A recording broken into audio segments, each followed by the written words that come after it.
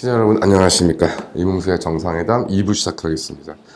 지금 영국이 아주 난리가 났습니다. 영국의 이제 중부 지역에서 정말 폭동이 일어나고 있는데 영국이 이제 우리나라 주류 언론들은 가짜 정보와 극우 세력의 선동 탓이라고 하고 있습니다. 그 3명의 소녀를 살해한 범인이 무슬림이라는 가짜 뉴스가 유포되면서 이제 이러한 일들이 벌어졌다. 인종 차별이다, 이민에 대한 부당한 차별이다. 이런 가운데 이제 일론 머스크가 내전이 임박했다는 내용을 이제 X에 트위터에 올리다 보니까 영국 총리실이 또 발칵 뒤집어져서 이를 반박하고 이런 얘기가 나오고 있고 이에 대해서 엄격한 처벌과 대응으로 진압이 가능하다 이런 이야기들이 나오고 있습니다. 여기에 대해서 좀 대응도 반론도 좀 무의미한데요. 이제 현재 지금 시위 항의를 하는 사람들은 이제 다문화 정책의 실패를 주장합니다만은 또 주류 언론에서는 영국 주류 언론에서는 그렇지 않다. 많은 수의 이제 다른 사람들이 이제 다 이민자들이 잘 영국화에 잘 적응하고 있다. 성적도 우수하다. 이렇게 얘기를 하고 있습니다. 또 게다가 현실적으로 인종차별이 영국 내에서 현존한다. 그래서 정부가 무슬림들을 하지 않기 위해서 물은 대응도 하지만 실제로 1000명 중 이제 불신 건물 요구 당하는 사람들이 이제 흑인의 경우는 24.5명이고 백인이 5.9명. 또 이번 사태 같은 경우는 난민 신사가 이제 늦게 이루어지면서 대량의 난민 신청인들이 발생하는 바람에 각지의 이제 호텔에서 이들이 이제 수용이 되고 있는데 이제 이 호텔들이 이제 부당한 공격의 대상이 됐다. 그리고 또 공공 서비스의 낙후와 부족과 이제 주민들의 분노가 팽배한 것이다. 이를 개선하면 된다는 식으로 이야기를 하고 있습니다. 이제 문제는 이제 이 정도 지금 난민이나 이민에 대해서 도대체 국가 예산이 얼마나 쓰이냐가 문제인 것인데, 난민 신청인들의 이제 수용 시설이 부족해서 영국에서 호텔에서 이를 수용하면서 들인 예산이 작년 2023년부터 2024년까지 3월까지 5조 원가량이 우리나라 돈 5조 원이 소요가 됐고 하루에 소요되는 비용이 100억 이상이 나는 겁니다. 그리고 그러다 보니 이제 영국 국민들 입장에서는 아니 노숙자들보다 난민 신청인들이 더 우선적인 대우를 받아야 되는 거냐. 그다음에 리버풀 같은 경우에는 2023년에 이제 치과 진료를 받지 못한 이들이 또 난민 신청인들에 대해서는 치과에서 이제 셔틀버스가 와가지고 데려가는 걸 보고 아주 격렬하게 항의했다. 그래서 이게 공교롭게 이제 이런 문제들은 사실 보수당 정권에서 이제 발생했던 일인 것인데 이제 이번에 새롭게 노동당 정권이 10몇 년 만에 이제 집권을 했습니다. 근데 어쨌든 보수당 정권이 이런 문제를 그래도 선거를 앞두고 이제 인식을 하고 좀 이민, 난민 이런 것들 좀 제한하려고 했는데 이제 이번에 신임 노동당 총리 같은 경우는 이를 전면적으로 일단 폐지하고 시작을 했던 것이죠. 이런 것들도 이제 폭동의 어떤 유발에 이제 원인이 됐다는 것이고요.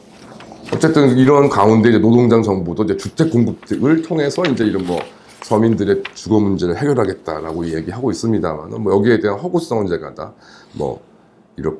이렇게 저렇게 얘기를 말씀을 안 드리겠습니다. 그러면서 이제 영국 주요 언론 이코노미스트가 비엔나의 이제 공공주택을 비판을 했습니다.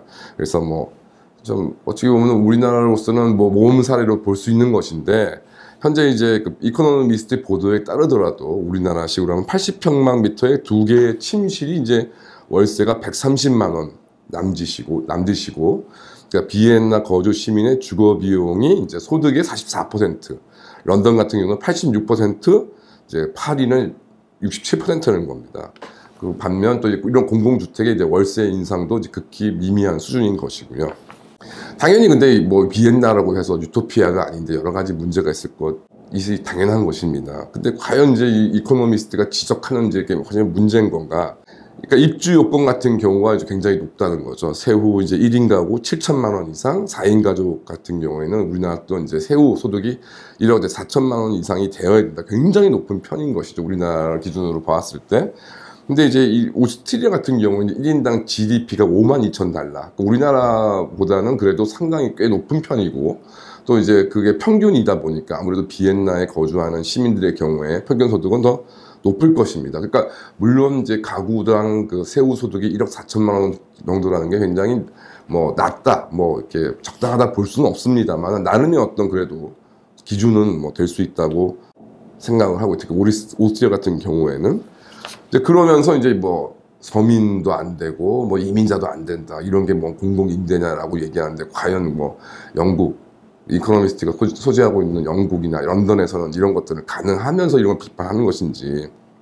게다가 이제 비용은 월세만이 아니라는 거죠. 주택 어떤 건설 비용 등을 이제 미리 좀 땡겨서 이제 시정부에서 받고 있는데 그 계약금으로 평방미터당 무려 70만 원이라는 겁니다. 무려 70만 원. 그러니까 이걸 또 추가 비용으로 이코노미스트가 떠들어냅니다. 그래서 80명 평방미터면은 이코노미스트 입장에서는 무려 5,600만 원이라는 것이죠. 그래서 이제 이 공공주택에 살고 있는 저소득층은 9%에 불과하다고 비판을 합니다. 이거 좀 말도 안 되는 이야기입니다. 주거비용, 소득의 주거비용으로 86%를 쓰는 나라인 런던이 수도인 나라에서 이런 얘기를 할 것은 아닌 것이죠. 당연히 저소득층 같은 경우에 이런 공공임대주택에 들어가지 못하게 되면 더 비싼 민간임대주택에서 살아야 되겠습니다만은 비엔나의 이렇게 공공임대 시장이 굳건하게 되어 있는 주택이 구성되어 있는 비엔나 같은 경우는 아마 런던보다는 민간 임대 주택 비용도 훨씬 저렴할 것입니다. 그 점은 절대 이야기하지 않습니다. 저는 개인적으로 공공주택이라는 것이 무조건 만병통치약이 아니다라는 점은 저도 동의를 합니다. 대표님도 그렇게 말씀하신 것은 아닌 걸로 알고 있고요.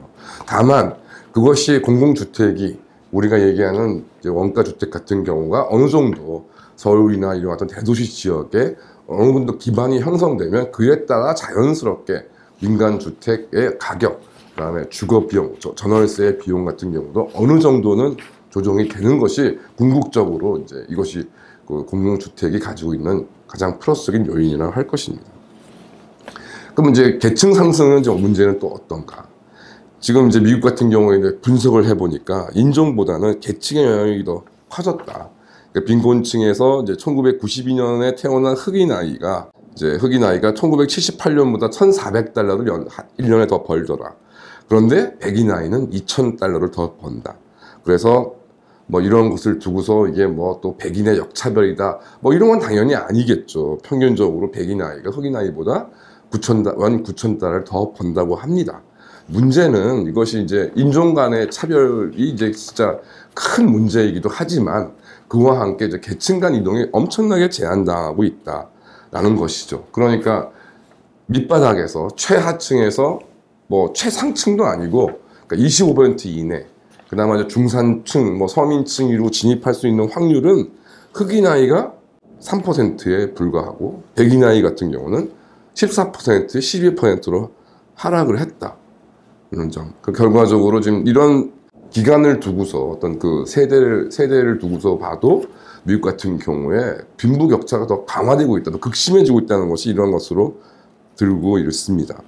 그러니까 영국의 주류 언론이나 우리나라 언론에서는 영국에서의 폭동, 뭐 트럼프 지지 현상들은 뭐 극우파의 득세, 뭐 이성을 상실한 뭐 이런 것들을 쭉 이야기를 하고 있습니다만은 뭐 원래 영국이란 나라가 예전부터 극우적인 정치 세력들이 어느 정도 힘을 가지고 있었던 나라이기도 하고요.